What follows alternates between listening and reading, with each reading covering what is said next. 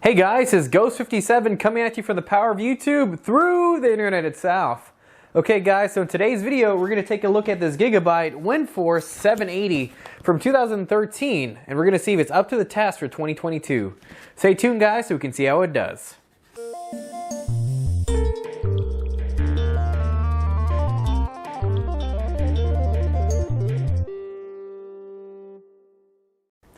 So I actually got this card off of eBay on a bidding war. I got it for a whopping $73, which seems like a lot of money for this torn up little box over here. But the most important part is what's inside. So we're gonna go ahead and take it out and see what's in here, guys. eBay special. So we're gonna open this up right over here. Pretty good wrapping. Again, this is a pretty old graphics card. This was actually came out May 23rd, 2013, which makes it pretty old. So we're gonna go ahead and unwrap it from here. Cool thing is it has the original case, which is pretty amazing, and it still has the anti-static packaging, which is cool. By opening it already, I can definitely see this card was used pretty heavily. We can see the dust on the cards, and these fans seem to be a little bit worn out. So hopefully this card actually works, but look at this beauty. Yeah, Gigabye had it going on back in 2013 with this windforce card. Definitely with that thick heat sink, this card meant business. And of course the 780 back then is compared to the 3080. It was a top of the line graphics card back then. So before we pop this in our computer to test it out, we're gonna definitely take off all that extra muck and dust that's been on there since 2013. So let's go ahead and do that now. So we're gonna use my nifty air blower that I actually got off of Amazon. The link for this is down below. Again, pretty good vacuum cleaner. Just keep in mind, if you are highly allergic to dust, which most people are, and it's probably not the best idea to actually be breathing these dust particles in, because who knows what's on them. Definitely do this in an open air space. Best to do it outdoors, but since I'm doing it inside the lab, I probably should put a dust mask on, but oh well. I'm gonna go ahead and show you how well this vacuum cleaner works.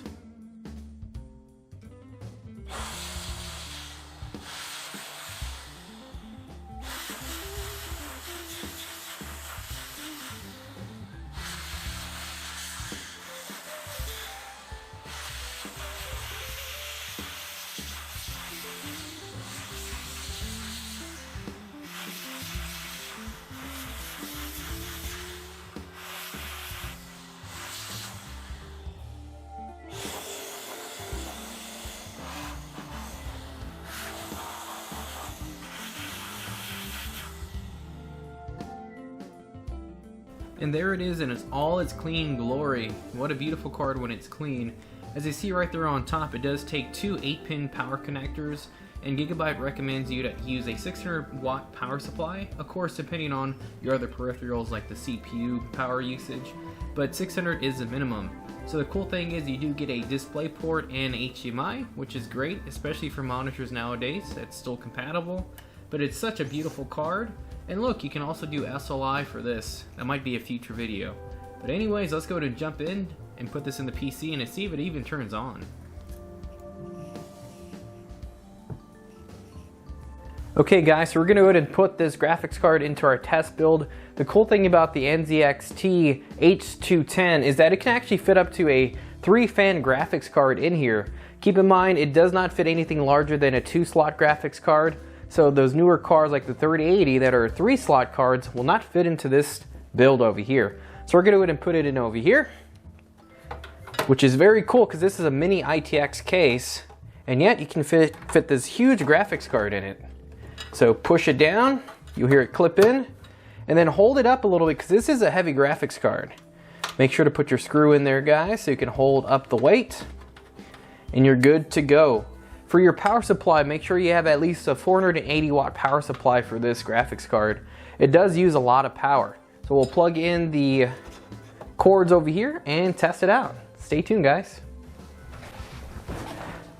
Okay guys, so let's see if it turns on. Again, this card is from 2013, which is quite old. So let's go ahead and push that on button and let's see what happens.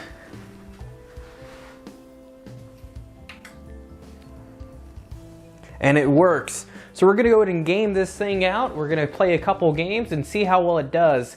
Keep in mind, I got this card for $72 on eBay, which is a steal compared to the $2,000 cards that are selling nowadays.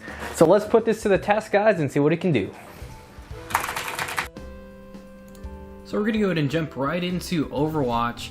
As you can see, we're already at 108 frames a second, and keep in mind, we have this running at high. So far, the temperature is doing amazing at 64 degrees, and the GPU is already almost at 99%, just in the pretty much loading part of the menu. So we're gonna get started with Junkrat and see how many kills we can get. And look at that frame rates, guys. I'm actually amazed. 150 frames a second.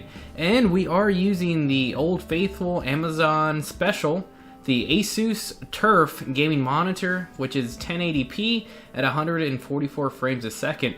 So we're actually out maxing this monitor.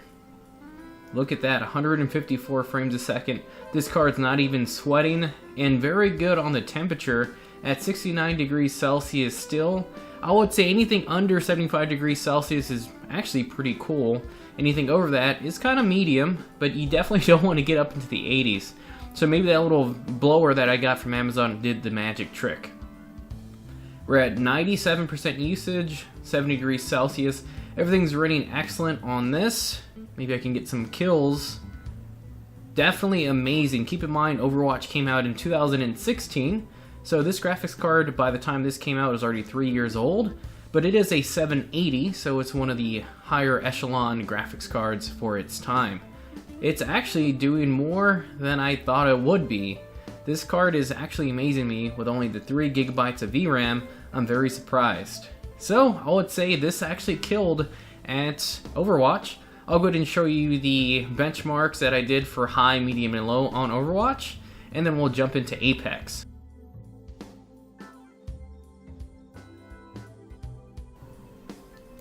And here we go right into Apex. We're getting ready to jump from the helicopter thing.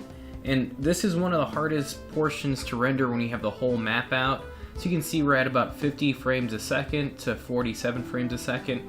And keep in mind, we're actually playing on the lower setting for this, this test right here. Everything's still rendering pretty well, but you can see where it jumps from 37 frames a second to 50 frames a second. I'm just trying to turn these people off because they're talking a lot. Sorry about that, guys. There we go, that fixed it. So anyway, so here we go, jumping back into the game. Everything's rendering, all the vegetations, buildings, and other playable characters are rendering. And the closer we get to the ground, the higher the frame rate's going. As you can see, we're also pushing the graphics card almost to 100% usage. Not a surprise since it is a pretty old graphics card. But the cool thing about this card is the temperature. Look at that. So we're averaging anywhere from 50 to 90 frames a second now. We're going to be sliding around here. I have no weapons. I'm sorry about that. But overall, this is actually doing a pretty good job. I'm going to go ahead and post the stats at the end of this video, and I'm going to try to kill this guy right here, and nothing. But overall, this card is doing a very good job even for Apex. Keep in mind, we have it on medium VRAM because we only have 3 gigabytes of VRAM, so that's one of the issues with this card. But overall, I would say it actually passed this test as well. So I'm going to go ahead and post the stats, and then we'll jump into Fortnite. So we're going to jump right into Fortnite. Again, that is a pretty cool character waving at us over there. So we're going to go ahead and take a look at the settings for this one. So there's the settings. We're at 1080p. Limited frame rates, of course, because we have a 144 frame monitor. And we're going to go ahead and start off with everything on view distance to medium, just to make it fair. And then we're going to start off with low settings for this video. And of course we're using DirectX 11 because this one does not support DirectX 12. Keep that in mind when you buy this graphics card. So let's go ahead and play some Battle Royale, and let's see if we can win.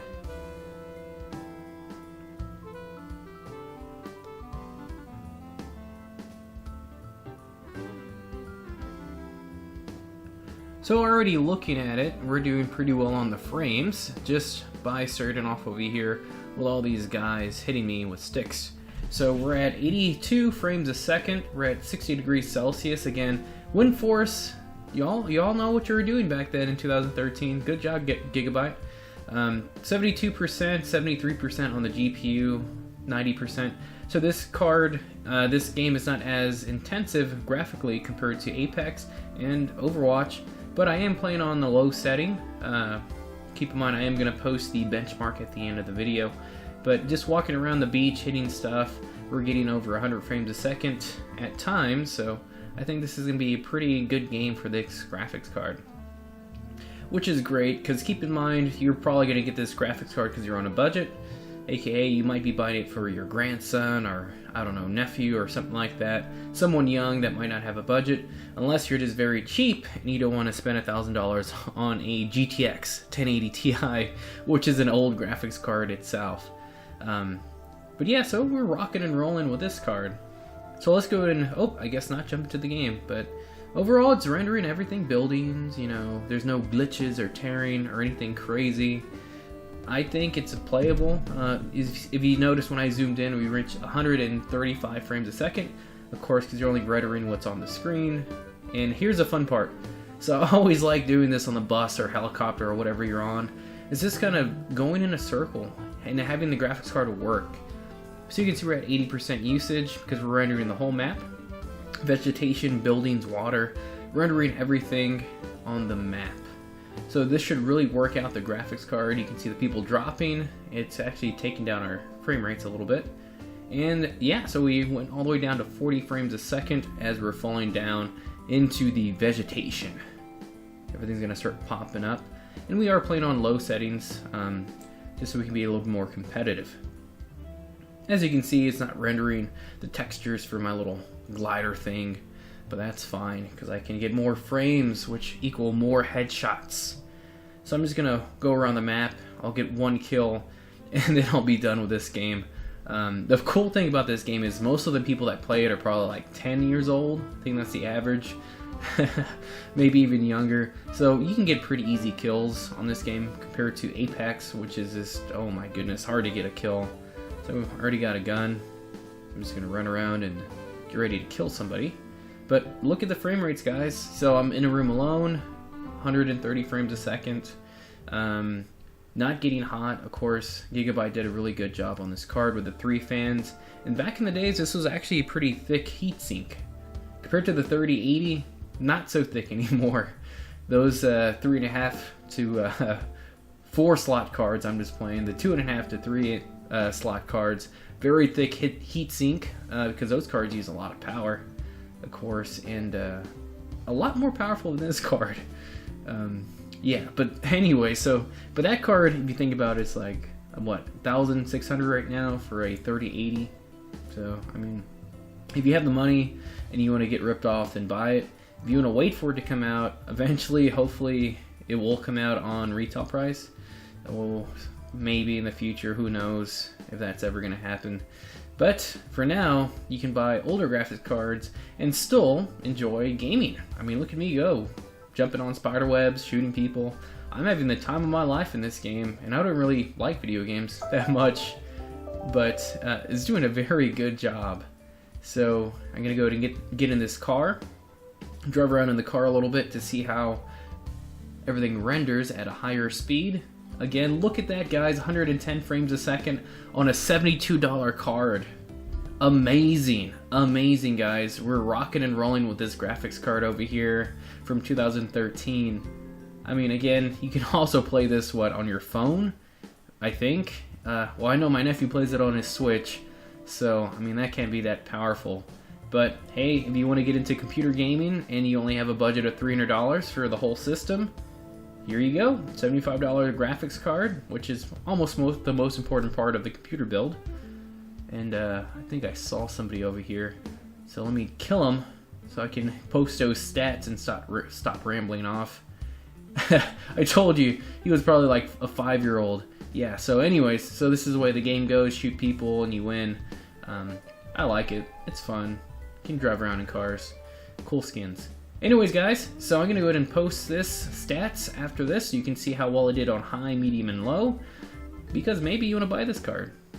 Who knows, I might keep this card. Let's go ahead and take a look at the stats. We're gonna go ahead and jump into 3D Mark Time Spy. Of course, this is DirectX 11, so we're gonna go ahead and test this out. What we're looking for overall is temperature, and of course we're gonna put the GPU to 100% usage, and we're gonna see how well it does. Keep in mind, frame rates for all graphics cards are low on this, of course, because we're pushing it to the max. But overall, it's running pretty smooth, so we'll go ahead and wait for the next benchmark, kind of see how well it does on that. So we're going to take a closer look at Time Spy. So, of course, this is pushing it to the max, but just look how beautiful this looks on this old graphics card. I'm very surprised on how well this is actually running. 100% usage. And then look how cool this card is. Very surprising. 64 degrees Celsius, which is pretty amazing. I think I remember the 1060 6GB card was going over 80 degrees Celsius, and it was an EVGA for the Win Edition. So I'm very surprised by the Gigabye windforce GPU over here. It's doing excellent. Not overheating at all, which is great. Maybe it's the case. Maybe it was my little blower from Amazon. Who knows? Who knows? But so far, everything's look very beautiful. No issues at all. So we'll go ahead and see how well it does versus computers in 2020. And then we'll see if it's worth your money, guys. So let's go ahead and wait for those results to pop up as y'all guys look at this beautiful, beautiful, beautiful B-roll over here. And there's our score, guys, for Time Spy, 3,153, and overall, a good score. I'm surprised. So that's the NVIDIA GeForce GTX 780. I'm pretty amazed that this card did so well. As you see right here, I'll give you the average game performance. So this is Battlefield, and it's showing you, I'm going to put it at 1080p, of course, and it's showing you 50 frames plus on Ultra. Apex, I don't know about that, but Grand Theft Auto, 35 frames plus, of course, that's a hard game to run. Fortnite, 45, yep, everything's adding up to our benchmarks, not too bad. And then Red Dead Redemption, very hard game to graphically render, so 20 frames a second or less. So overall, I mean, it did very good. So let's go ahead and look at the results based on computers in 2020. And there we are, guys. We did better than 8% of all results. Keep in mind, we are running on a Ryzen 7 1700, and pretty much this is a pretty old benchmarking computer already, but we're all looking at the graphics card in this test anyways, the Ryzen, the GTX 780.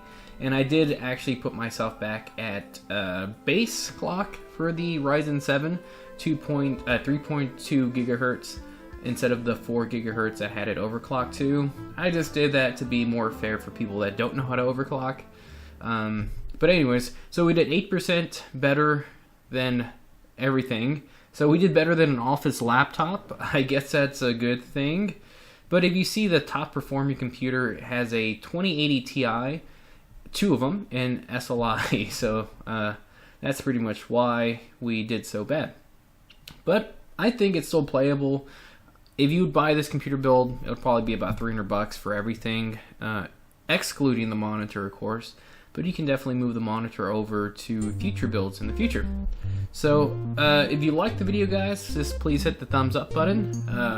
And if you have any comments or questions, leave them down below. And always remember to subscribe, because that helps my channel out a lot. So subscribe, hit the bell icon, and like it. And hopefully you can watch my YouTube channel grow. Anyways, Ghost Bit Miner out, and I'll see you in the next one. See you soon, guys.